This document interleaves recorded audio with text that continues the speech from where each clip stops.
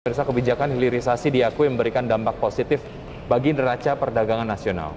Ya, tidak hanya itu, hilirisasi sektor pertambangan juga mendukung pengembangan ekonomi hijau.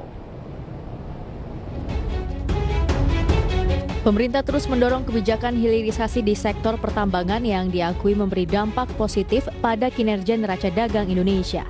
Pasalnya, komoditas yang diekspor bukan lagi barang mentah, namun barang setengah jadi yang punya nilai tambah.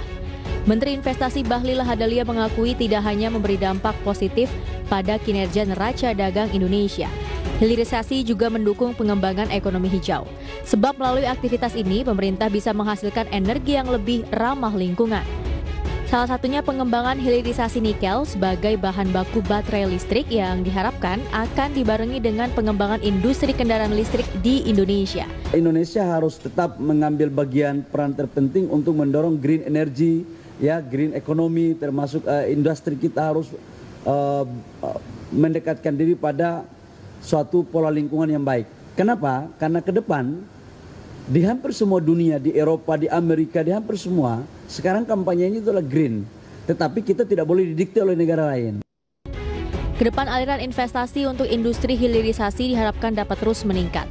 Sebab investasi juga berdampak positif terhadap pertumbuhan industri penciptaan lapangan kerja dan kedaulatan ekonomi Indonesia. Jakarta, Tim Liputan IDX Channel. Ya, berikutnya pemirsa, rencana pemerintah untuk melarang ekspor bauksit mulai tahun depan mendapat dukungan dari banyak pihak. Menurut peneliti Alpha Research Database Indonesia, Ferdi Hasiman menilai larangan ekspor bauksit ini seharusnya tidak perlu menunggu arahan Presiden. Pasalnya dalam aturan undang-undang disebutkan pengusaha harus berinisiatif membangun smelter. Ferdi juga berharap pemerintah mencabut izin usaha jika ada pelaku usaha yang tidak membangun smelter. Pasalnya dengan pembangunan smelter di tanah air dipastikan akan berdampak pada penerimaan negara. Ya, pengusaha itu sudah harus berinisiatif untuk membangun pabrik smelter. Kan perintah untuk membangun pabrik smelter ini kan sudah tahun 2014, 12 Januari 2014 itu sebenarnya keran ekspor itu resmi sudah ditutup ya.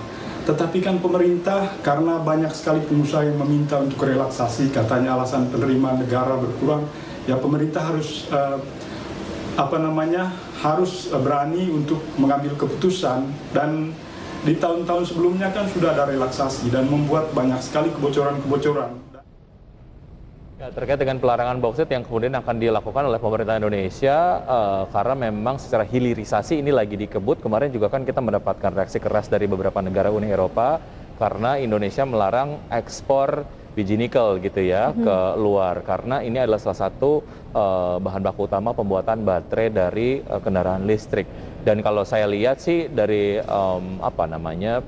reaksi lah ya yang disampaikan oleh Presiden Jokowi, kemudian juga Menteri Luhut gitu, disampaikan bahwa memang pemerintah sudah tegas dan kayaknya akan terus dilawan juga gitu karena alasannya cukup kuat gitu. Karena memang salah satu alasan Presiden Jokowi ya kenapa akhirnya melarang nikel ini diekspor mentah, kita tuh untuk menyelamatkan jumlah nikel kita yang semakin sedikit gitu. Betul. Meskipun Indonesia ini masuk dalam negara dengan penghasil nikel terbesar di dunia, tapi kalau terus-terusan diekspor dalam bentuk mentah itu akan menguras cadangan lah gitu. Kemudian akhirnya pemerintah juga mengharuskan para pengusaha ya itu memiliki smelter. Jadi kalau ada smelter, nikelnya atau hasil tambangnya itu bisa diolah lagi, kemudian bisa diekspor dalam bentuk barang yang jadi gitu ya. Ada nilai tambahnya, tentunya juga akan semakin memberikan dampak yang baik terhadap serapan tenaga kerja di Indonesia, Wiki. Oke.